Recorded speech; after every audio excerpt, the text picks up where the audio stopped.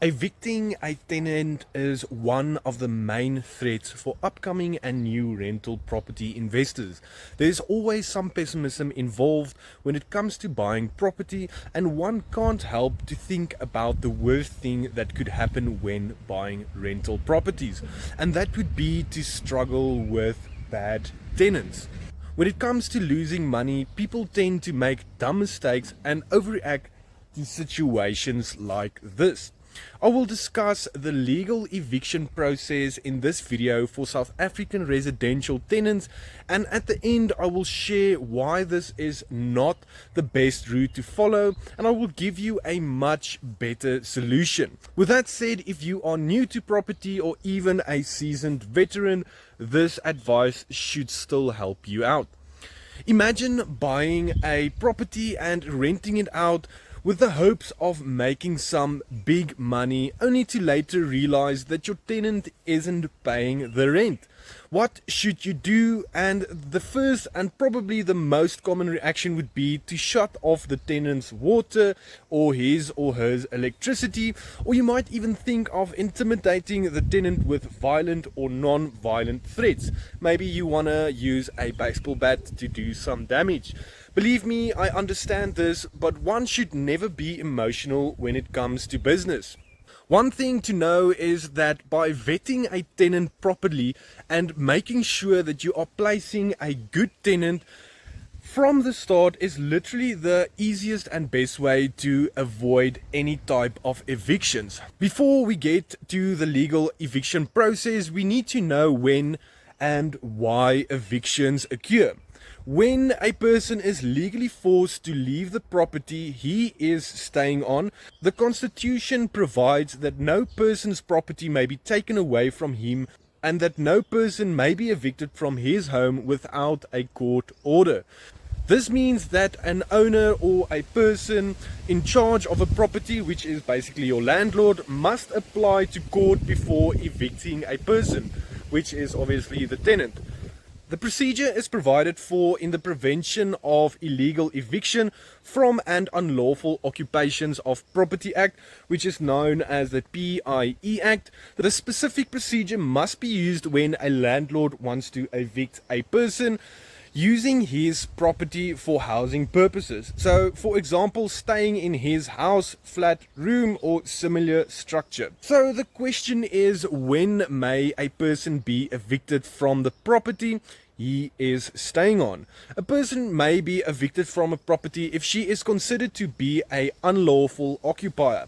An unlawful occupier is a person who stays on a property without the consent of the landlord, stays on a property without having any right to do so, or is not considered to be an occupier in terms of any other law.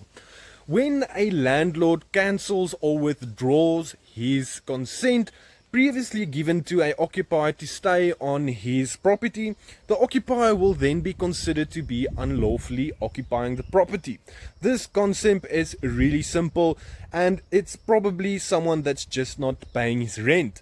Let me simplify this just a bit. So for example, a existing lease agreement between the landlord and the tenant will usually provide the tenant with a right to occupy the property. When the lease agreement expires or is cancelled by the landlord as a result of the tenant's breach, such as not paying rent, damaging the property, and so on, the tenant will be considered to be an unlawful occupier.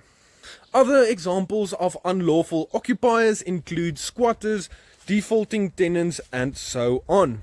So when the tenant breaches the contract, the eviction process can then start. That will look something like this. The landlord serves notice to the tenant to rectify the breach, usually through a letter of demand stating that a certain amount is required within a certain period of time. A second letter of demand can be sent once the problem is not rectified. 70% of the time, this should sort out your problem. If the breach is still not rectified, the landlord can terminate the lease agreement. Next, if this problem is not sorted out, the landlord gives notice to the offending tenant of the intention to evict the tenant through the courts. The landlord then applies to court to have a tenant eviction. It's a tenant eviction order which is issued to the tenant. The court then issues the tenant eviction order to the tenant and the municipality that has jurisdiction in that area 14 days before the court hearing. The court hearing then occurs when the tenant needs to prove a valid defense. Most of the time the tenant doesn't have a valid defense, but if there is a valid defense, then a trial date is set. If there is no valid defense, a warrant of eviction is issued to the sheriff, giving authorization for the sheriff to remove the tenant's possession from the premises. Although this is the legal and correct way to evict a tenant, I won't necessarily go this route because I don't think that it is the best way to sort out this problem. Like I said earlier, usually we want to use force to evict someone because of all our emotions. We are mad because we are losing money and we just want to do the first thing that comes to mind. What I would suggest to do is to stay away from the whole court process. It's okay to send a letter of demand because 95% of the time the tenants will sort out the late or missed payments. If they decide not to do this, I would schedule a meeting with the tenant to find out what and why exactly they can't or won't make the rental payment. Most of the time the tenant is under financial pressure, especially in times like these, and when you really try to put yourself in the person's shoes, you might have a better understanding of the person's action. Although this is not an excuse at all for late payments, it definitely does give you some clarity.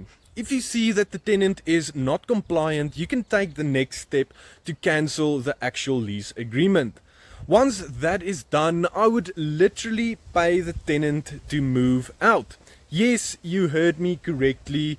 This seems insane and you might think, why would you waste more money on this person? But hear me out. I would make an offer to the tenant to help him move out and move into a different place without penalizing him in any way.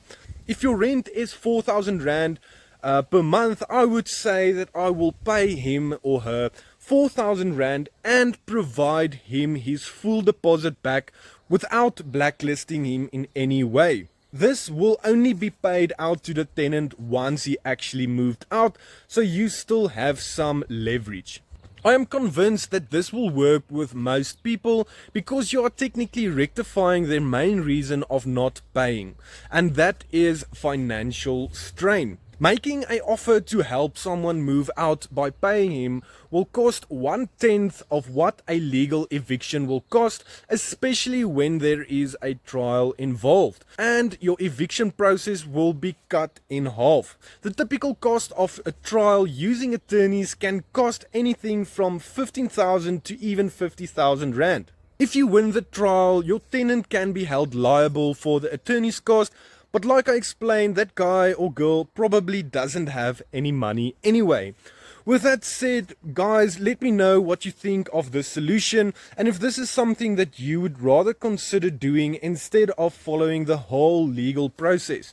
What we need to understand is that the legal process can take very long, especially in South Africa, because there's always delays with our municipalities, with the sheriffs, with the court. There's just always a lot of unexpected problems that can make you very frustrated. With that said, this is my method of handling bad tenants, and I personally really try to be the best landlord that I can be, and I want to be a human landlord that can actually understand the situation of that specific person. With that said, I hope that you enjoyed this video. If you did, give it a thumbs up and consider subscribing to my channel.